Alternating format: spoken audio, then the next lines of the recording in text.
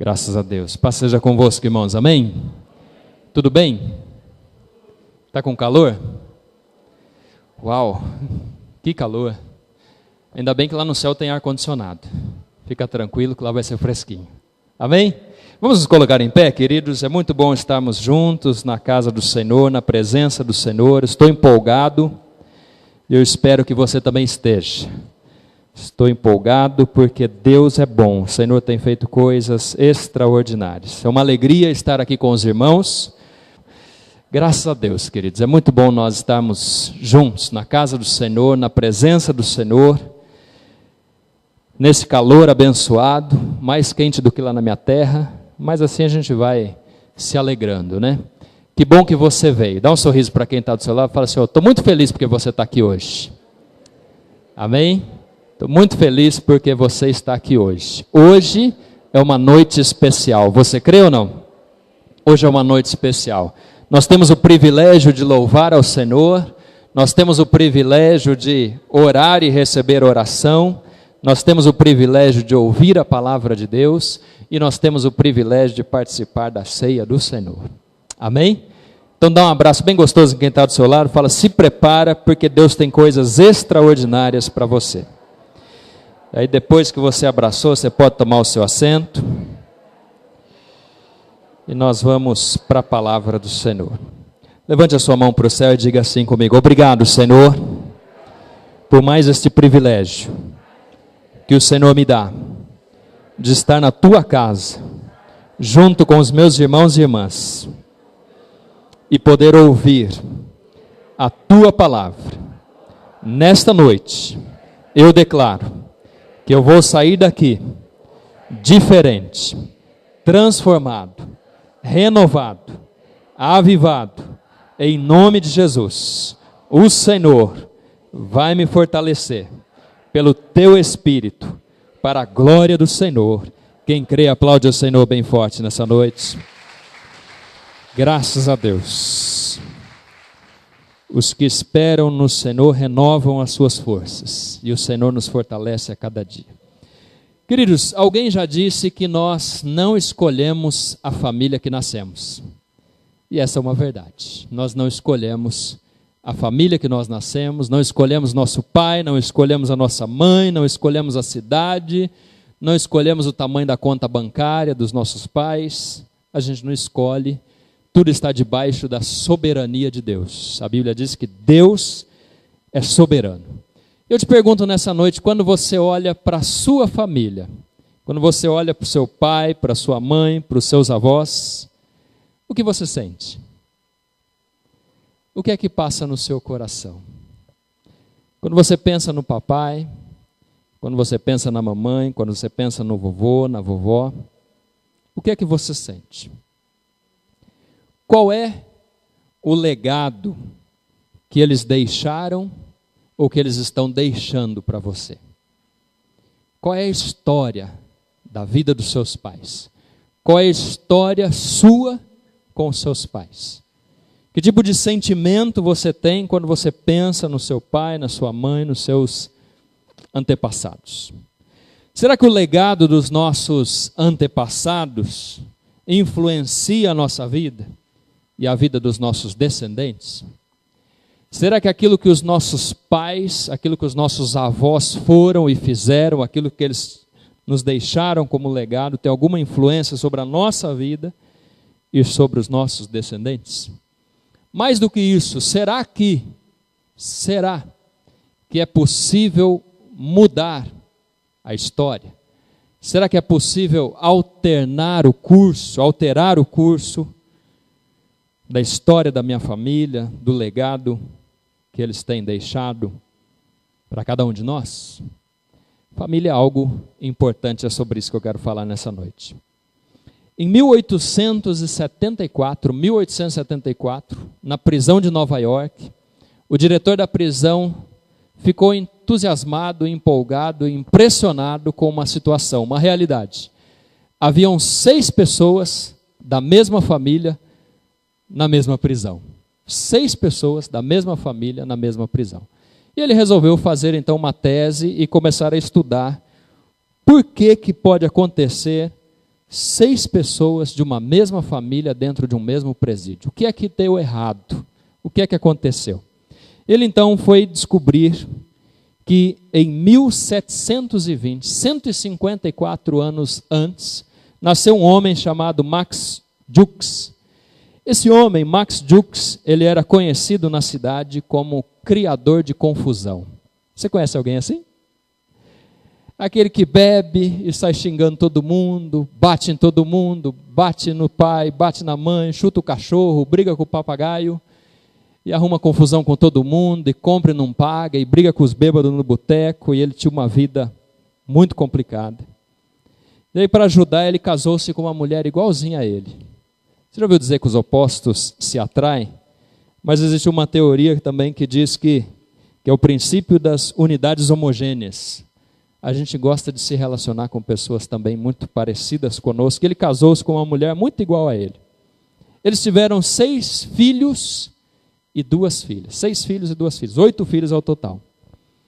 E aí, de 1720 até 154 anos depois, aquele homem estudou a genealogia desse homem, a descendência desse homem, 1.300 pessoas na sua descendência. E descobriu-se que na sua descendência haviam 310 pessoas que não tinham onde morar, eram sem teto. 310 pessoas sem casa para morar, sem teto. 180 deles eram alcoólatras, daqueles que bebem até cair. 161 eram usuários de vários tipos diferentes de drogas, 161 dos seus descendentes. 150 deles foram criminosos durante esses 150 anos, 150 criminosos e 7 assassinos dentro de uma mesma geração, dentro de uma mesma descendência, dentro dos filhos, netos e bisnetos do Max Jukes. Aí eles resolveram avaliar uma outra família de um contemporâneo que nasceu em 1703, chamado Jonathan Edwards. Jonathan Edwards, diferente do Max Jukes, que era conhecido como criador de confusão, Jonathan Edwards era conhecido como um grande teólogo, um grande escritor, um grande pensador, um grande homem de Deus. Ele foi presidente da Universidade de Princeton, nos Estados Unidos. E aí ele casou-se com uma mulher chamada Sarah, de uma boa família, bem educada, crente também. E eles viveram juntos por 31 anos, até a morte de Jonathan Edwards. E ele valorizava muito a família, valorizava muito os relacionamentos, valorizava muito a educação, os princípios cristãos. E aí eles resolveram trabalhar bastante e fizeram 11 filhos. 11 filhos, Jonathan Edwards e a Sarah. Como resultado, nos 150 anos posteriormente, foi estudada a sua família e 1.400 dos seus descendentes foram analisados, estudados. Dos 1.400 descendentes, 13 deles também foram presidentes de universidades nos Estados Unidos. 66 deles foram professores. 100 deles foram advogados. 85 deles eram escritores e vários deles foram autores de grandes best-sellers, grandes obras clássicas que são reconhecidas até hoje. 32 dos seus descendentes foram juízes nos Estados Unidos. 66 médicos, 80 funcionários públicos. Além disso, 3 governadores de estados, 3 senadores e um vice-presidente dos Estados Unidos. E aí quando você coloca essas duas figuras, uma do lado da outra, e você começa a pensar na sua descendência, na sua linhagem, a gente começa a se perguntar: o que é que nós podemos fazer pelos nossos filhos, netos, bisnetos e aqueles que estão ao nosso lado? Que tipo de legado, que tipo de história você quer deixar para os seus filhos, para os seus netos, nos próximos 100, 150 anos, se Jesus não voltar? Pergunta para quem está do seu lado: o que você quer deixar para os seus filhos?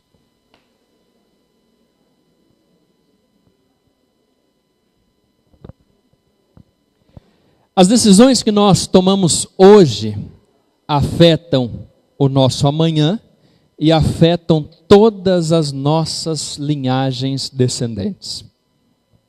O que você tem feito pela sua vida?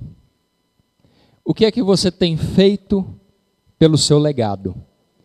Qual tem sido a sua história? Se nós fôssemos escrever um livro sobre você hoje, qual seria o título do livro? Qual seria a sua história? O que é que os seus filhos estão falando de você? O que é que os seus vizinhos estão falando de você? O que é que os seus netos estão falando de você? Que tipo de legado você tem deixado? Talvez você diga assim, mas Gustavo, a minha família foi uma família complicada. Meu pai era viciado, batia na minha mãe é uma pessoa muito simples, e você pode contar todas as histórias tristes das quais muitos de nós participamos. Mas a realidade é que nós podemos mudar muitas coisas. Talvez os seus pais não fizeram coisas das quais você se orgulhou. Mas e agora? O que é que você vai fazer a respeito?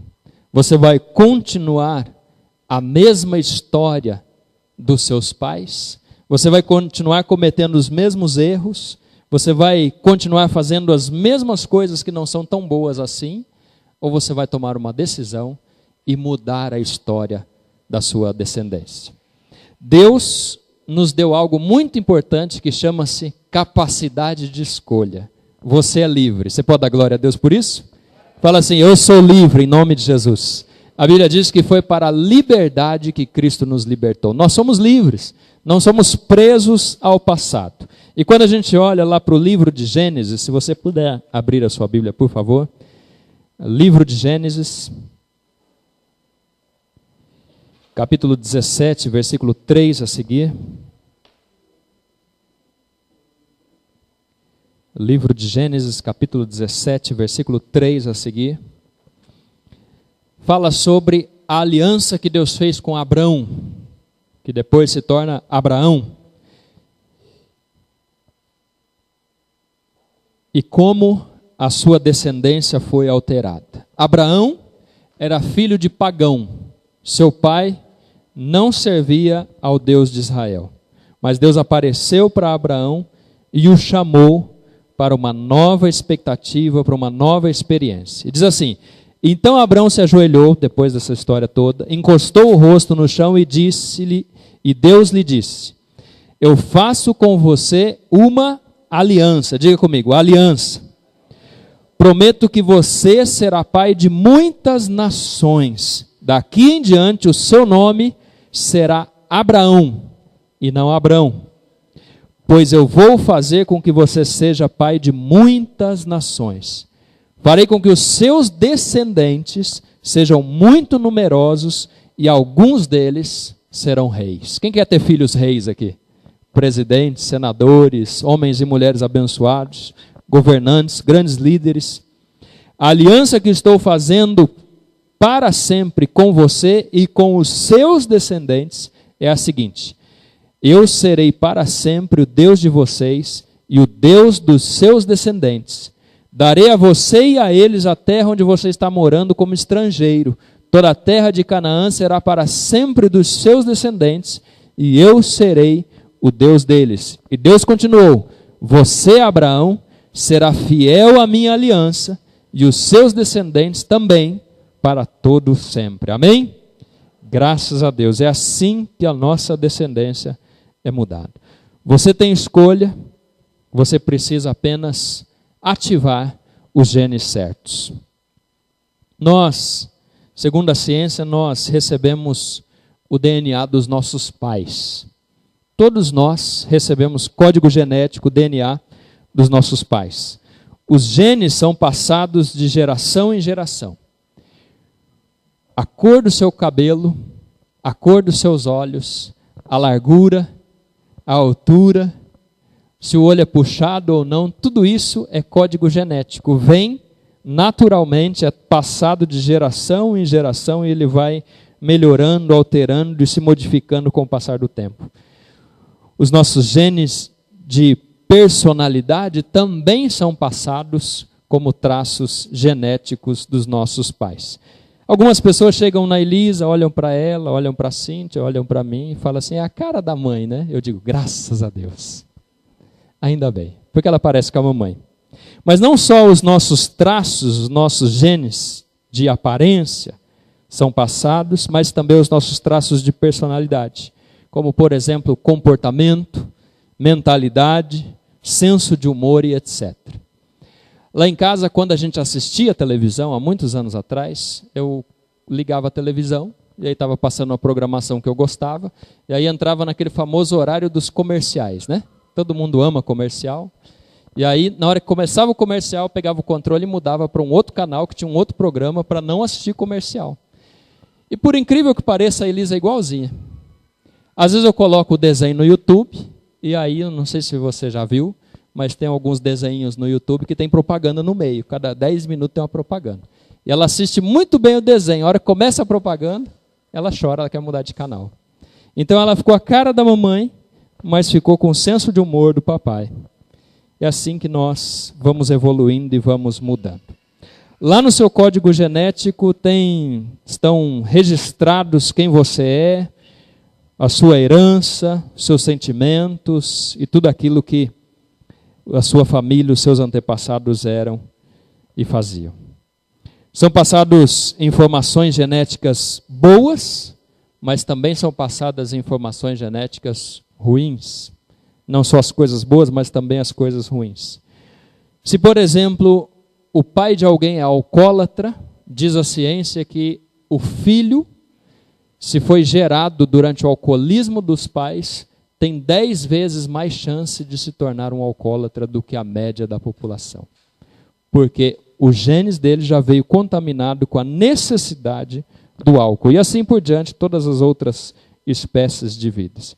Mas é interessante que por anos a ciência achava que porque esse genes é passado de geração em geração, então nós éramos refém disso. Então porque meu pai era alcoólatra, então eu também tenho que ser alcoólatra. Então vou me conformar com isso e vou viver assim e vou ser um bêbado para o resto da vida. E nós descobrimos recentemente, através de pesquisas, que esta não é a verdade. E é interessante que isso a Bíblia já nos ensina há milhares de anos. Nós podemos quebrar esse ciclo, nós podemos quebrar esse tipo de situação. A ciência chama isso de epigenético, ou seja, acima dos genes está a capacidade de ativar ou não esses genes. Olha para quem está do seu lado, dá um chacoalhão nele e fala, querido, você decide. É você quem decide. Deus nos deu capacidade de escolha, graças a Deus por isso. Então não é porque o seu gene foi passado com uma necessidade de alguma coisa, de um vício, de qualquer situação, que ele precisa ser ativado. Ele pode ser influenciado pela sua vontade, ele pode ser influenciado pelo meio ambiente, e ele pode ser influenciado por experiências dramáticas ou situações das quais a gente vive. Há certos genes que podem ser ativados ou desativados. Dessa forma, não é porque alguém na sua família era alcoólatra que você vai ser um alcoólatra. Não é porque existia alguém na sua família que era depressivo ou está depressivo que você vai ser depressivo. Não é porque alguém na sua família era suicida que você vai ser suicida. Isso pode ser quebrado em nome de Jesus. Você pode ter uma tendência natural para determinadas coisas, principalmente coisas ruins, mas você não precisa passar isso adiante. Você precisa lutar para que você seja diferente, para que você seja melhor, e mais do que isso, pensando nos seus filhos, pensando nos seus netos. Que futuro, que legado você quer deixar para os seus descendentes? Assim como você recebeu os genes naturais dos seus pais, assim também você recebeu os genes espirituais do nosso Deus Todo-Poderoso. Amém? Deus colocou em nós o seu Espírito Santo. Esse é o nosso genes espiritual. Diga assim, eu sou filho do Deus Todo-Poderoso. Se você é filho do Deus Todo-Poderoso, então você tem uma herança, você tem uma identidade, você tem um DNA espiritual e é para lá que Deus quer te levar em nome de Jesus. Deus colocou em você genes de alegria, de paz, de vitória, de crescimento, de expansão, de liderança, tantas coisas boas e maravilhosas que a Bíblia diz que toda dádiva e todo dom perfeito vem do Senhor, do Pai das luzes, em quem não há sombra, nem mudança, nenhuma de variação. Agora a minha pergunta para você nessa noite é: qual desses genes você quer ativar na sua vida? Que tipo de futuro você quer ter? Que tipo de esperança para o futuro dos seus filhos você quer deixar? O que você vai passar para os seus filhos e para os seus netos?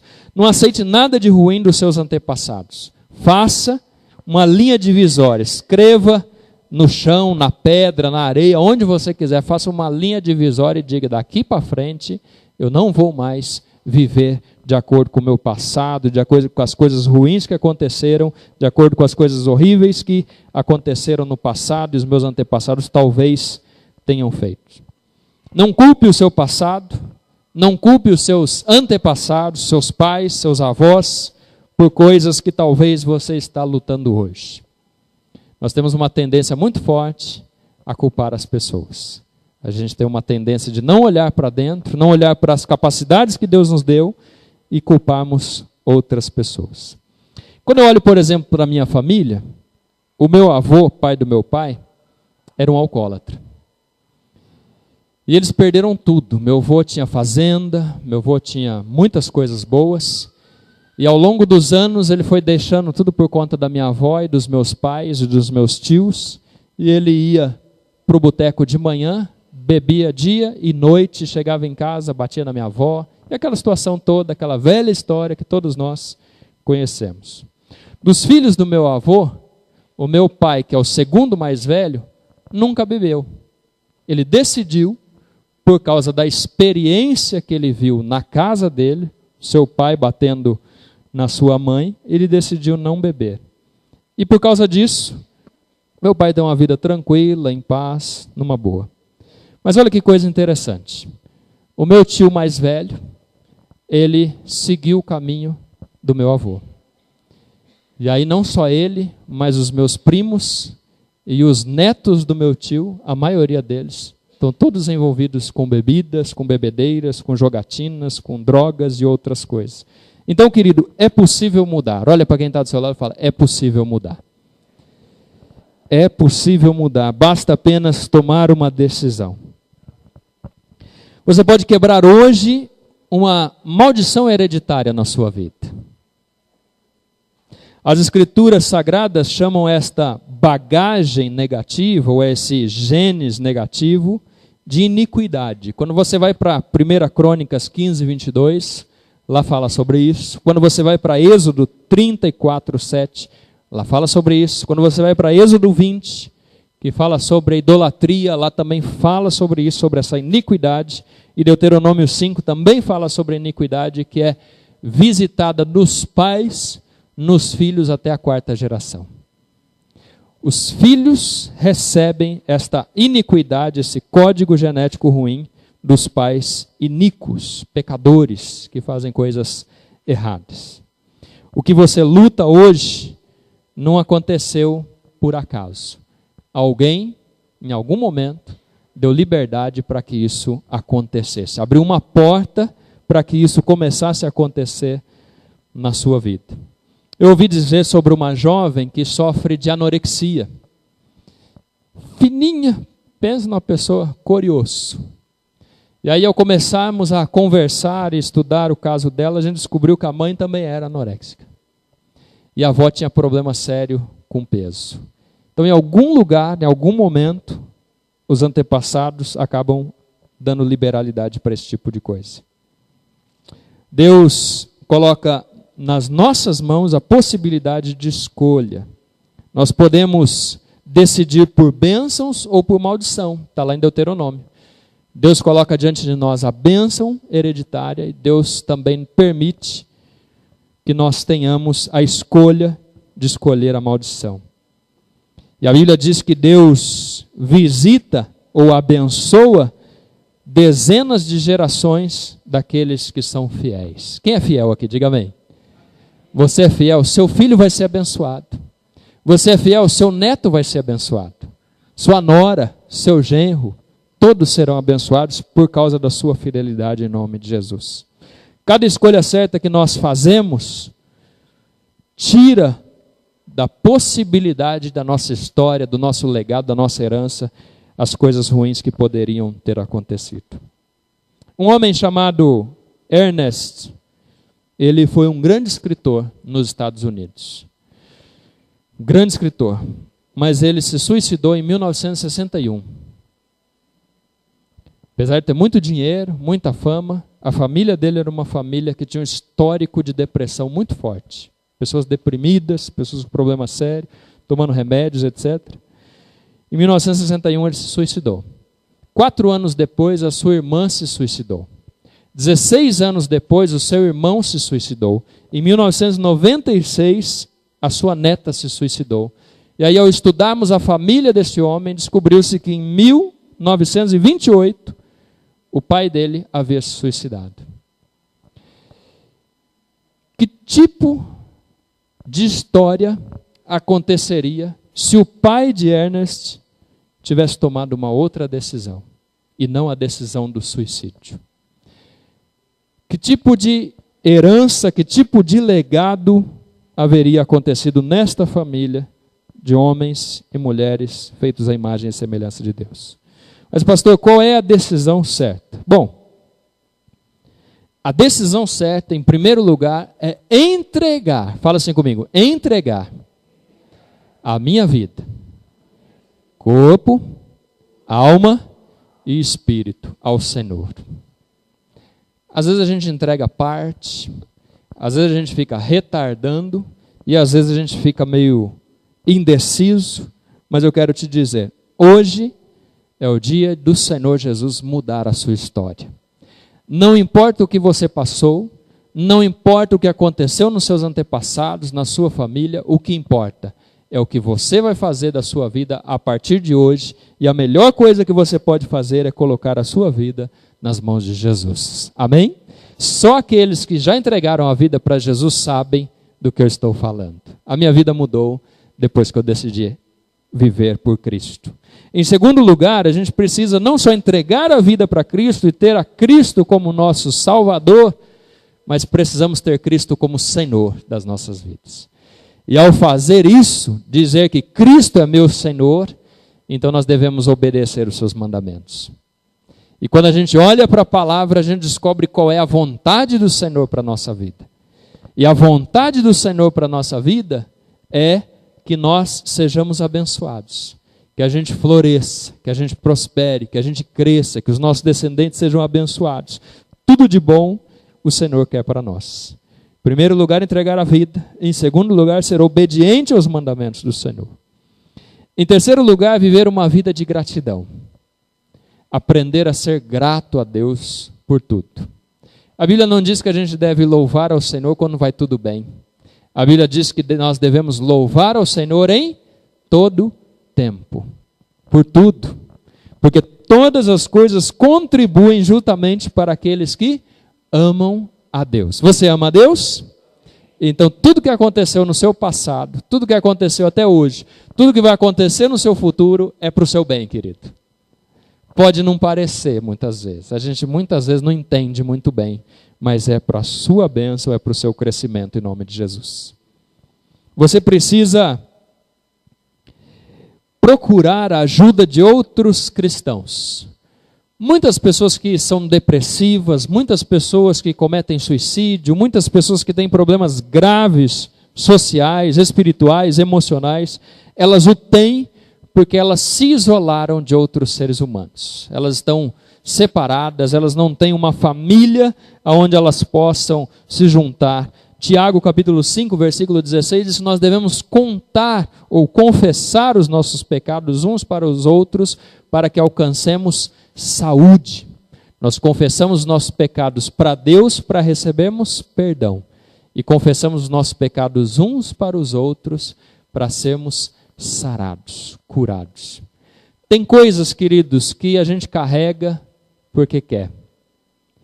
Um bom discipulador, um mentor, um pastor, um conselheiro, um grande amigo, ele vai nos ajudar a nos responsabilizarmos mais e vencermos grandes dificuldades. O alcoolismo, vício e tantas outras coisas que a gente não tem tempo para ficar falando. Procure a ajuda de pessoas nos momentos de crise. Não enfrente a crise sozinho. Esse é um bom lugar para isso. Aqui é um lugar onde as pessoas são amadas, as pessoas são respeitadas, as pessoas são ajudadas. Nós oramos uns pelos outros, nós fortalecemos uns aos outros, nós carregamos as cargas uns dos outros. Então, quando você tiver uma dificuldade, quando você passar por uma crise, quando você tiver um dia ruim, ligue para alguém e com certeza vai ter alguém para te ajudar. Amém, queridos? Fiquem em pé, nós vamos orar nesse momento. Levante a sua mão para o céu e diga assim comigo: Senhor Deus, em nome de Jesus, eu te agradeço por tudo que o Senhor tem feito na minha vida. Não importa o que aconteceu, seja bom ou ruim, todas as coisas cooperam para o meu bem e eu te agradeço por isso. E de hoje em diante, eu vou ativar todas as coisas boas que o Senhor tem preparado para mim. Eu não vou olhar para as dificuldades, para os problemas, para a negatividade, para as crises, mas eu vou olhar para o Senhor, o autor e consumador da minha fé. O Senhor me deu alegria, paz, saúde, prosperidade, crescimento, liderança, alegria, tudo de bom vem do Senhor e eu recebo em nome de Jesus. Aqueles que recebem, aplaudam ao Senhor bem forte e glorificam ao Senhor. Glória a Deus. Deus te abençoe em nome de Jesus.